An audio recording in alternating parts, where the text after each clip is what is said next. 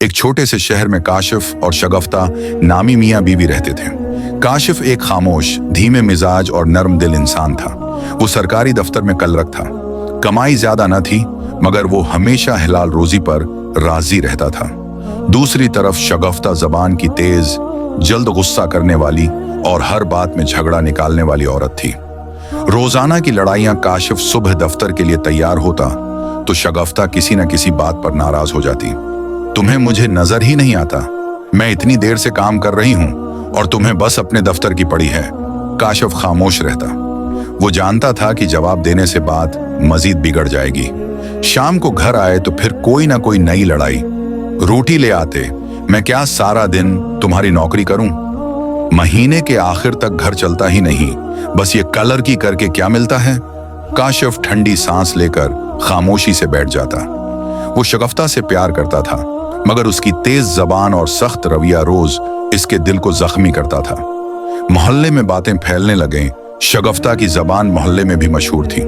कभी हमसाइयों से झगड़ा, कभी सब्जी वाले से, कभी बच्चों पर चीखना। लोग आहिस्ता आहिस्ता उनके घर आने से कतराने लगे। काशिफ बहुत परेशान होता, मगर उसकी ये आदत थी कि वो किसी से शिकायत नहीं करता था। वो समझता था कि घर की बात घर ही में अच्छी लगती है। काशिफ की बूढ़ी माँ गांव से बेटे को देखने आई। बीमार थी, मगर बेटे के लिए मोहब्बत उसे खींच लाई थी। शगफ्ता ने माँ की आमद पर भी मुना बनाए रखा।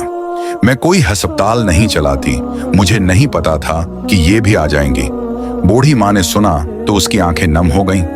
काशिफ ने पहली बार महसूस किया कि वो वाकई बर्दाश्त की हद से आगे जा रहा है। एक रात जब काशिफ दफ्तर से वापस आया तो शगफ्ता मामूल से ज्यादा गुस्से में था। उसने तेज लहजे में कहा, लोगों के सामने मेरी इज्जत रह गई है। तुम्हारी माँ ने सबके सामने कहा कि मैं जबान दराज हूं। तुम्हारे घर वाले मुझे बर्दाश्त नहीं होते। जाओ, तुम भी अपने घर वालों के पास चले जाओ।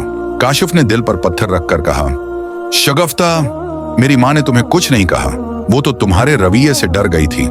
शगफ्ता ने मजीद ऊंची आवाज लगा दी, मेरा रवैया ऐसा ही है, नहीं पसंद तो छोड़ दो मुझे। काशिफ के सब्र का पैमाना भर चुका था। वो खामोशी से जूते पहने और घर से बाहर चला गया। घर के बगैर रात वो पूरी रात बाग के एक बुंज पर बैठा रहा। बारिश भी हो गई। वो भीगता रहा, मगर घर न लौटा। घर में शगफ्ता का गुस्सा ठंडा होने लगा, फिर फिक्र होने लगी, फिर खौफ। सुबह तक वो परेशान होकर मोहल्ले में पूछती फिर रही थी।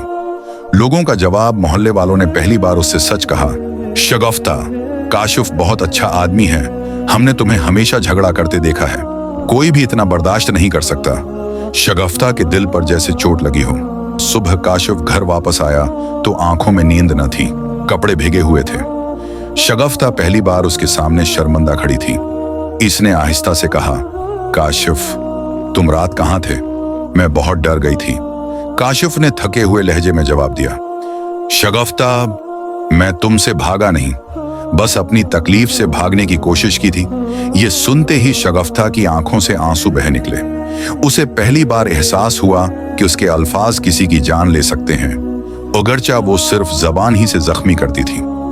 बदलाव का आगाज शगफ्ता ने काशिफ के कदम छूकर कहा, मैं गलत हूं, मैंने तुम्हें सिर्फ अपनी जबान से सताया, मैं आज के बाद कभी ऐसा नहीं करूंगी। काशिफ ने उसे मुआफ कर दिया, मगर कहा, बदलाव अल्फाज से नहीं, अमल से होता है, मैं तुम्हें वक्त दूंगा। और फिर वाकई शगफ्ता आहिस्ता आहिस्ता बदली। वो बोलने से पहले सोचने लगी। घर, शौहर, सास, सबके साथ नर्म लहजे में बात करने लगी। काशिफ का घर जो रोज लड़ाइयों से भर जाता था, अब सुकून से भरने लगा। आखिरकार मोहब्बत जीत गई। वक्त के साथ शगफ्ता एक ऐसी औरत बन गई जिस पर काशिफ को फख्र था। उसने समझ लिया कि जबान का जख्म कभी कभार तलवार के जख्म से ज्यादा गहरा होता है, और दोनों की जिंदगी बेहतर हो गई, सिर्फ इसलिए कि एक ने सब्र किया और दूसरे ने अपनी गलती मानकर बदलने की कोशिश की।